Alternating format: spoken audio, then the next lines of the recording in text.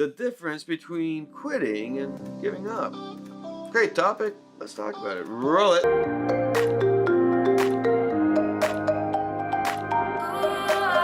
Welcome back to another video where we've been exploring this whole idea behind quitting and how there's a right way and a hard way. A lot of videos we've created, and along came this question of what's the difference with giving up? Am I quitting or giving up? And the fact is that this is a subjective question. It's based on experience. There isn't a real black or white answer. It's a gray one in the middle with pros and cons based on those experiences.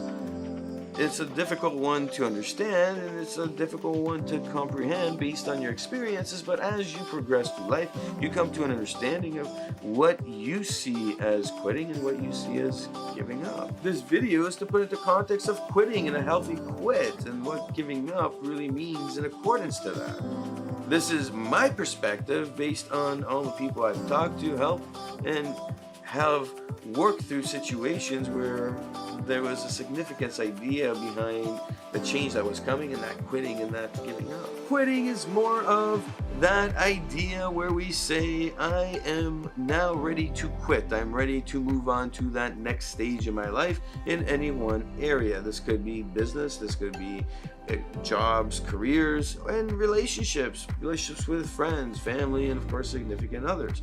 This high thought process that we go through is based on us recognizing what we are doing, how we are doing it, and where we want to be. It's awareness and accountability that comes into play. It's something that's you are being accountable for, and it's calculated as you move through the process. Where on the other hand, giving up is something where you are finally just done. You cannot continue in this process. You were working towards something and you're realizing it's not going to happen the way you thought. You lost that motivation, that passion, and instead of doing a healthy exit, a healthy constructive change in what you're about to do, you kind of just step back and you give up on the whole idea.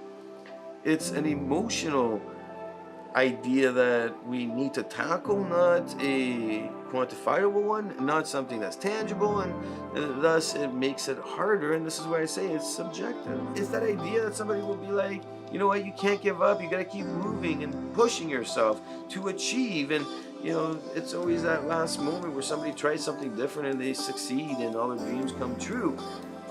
The idea is that those people who persevere in that way, well, they have a plan and they execute the plan, and it doesn't work, they try a new plan, and they keep rotating through this process. And then when we look at this idea of how that works, it comes back to quitting, because those people are actually walking through the steps of quitting. They're going, I will give up when I have tried everything. I will give up when I know there's no more, and they've planned stuff out, and then they keep replanning, keep recreating, keep moving forward.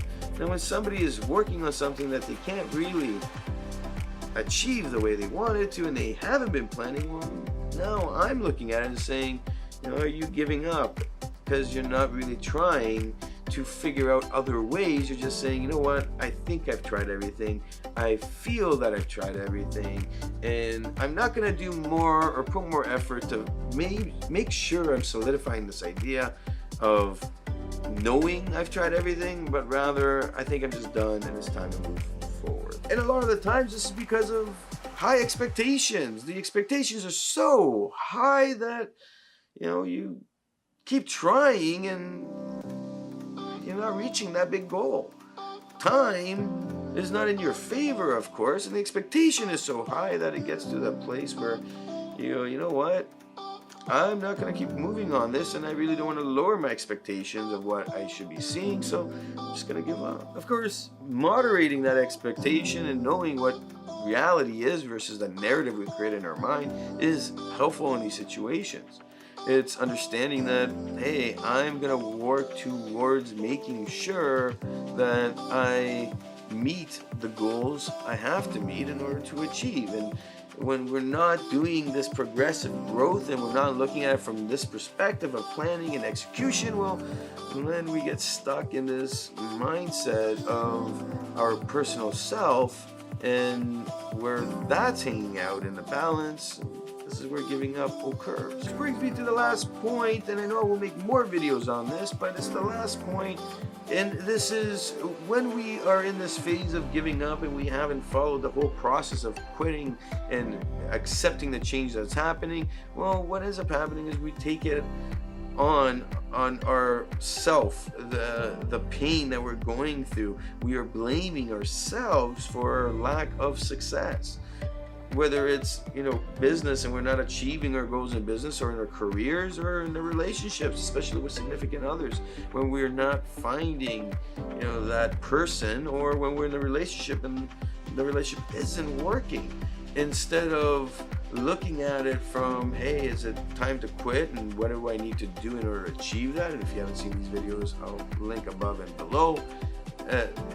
The idea is I set everything up in a plan and I try everything, and if it doesn't work, then I know that it's time to move on and try something new. But a lot of the times, people just tend to give up and not keep moving forward, and they take it on themselves. They feel it, and then they start sabotaging themselves. Their confidence goes down, their self becomes really humiliated by themselves, and they lose that hope of what the future can bring, and it's a horrible place to be in. And then we have to build ourselves back up in order to get to where we want to be.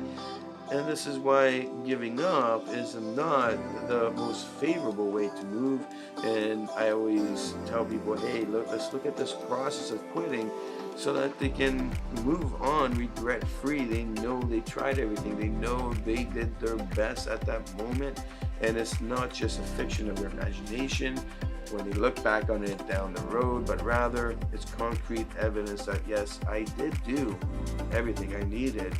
I tried everything, and I got no regrets. At that moment, it wasn't meant to be. Take some time and do comment below. Let me know what your thoughts are on this. It is a subjective topic, and it is one that we need to look at from our own experiences, but who knows? Leave your comment below.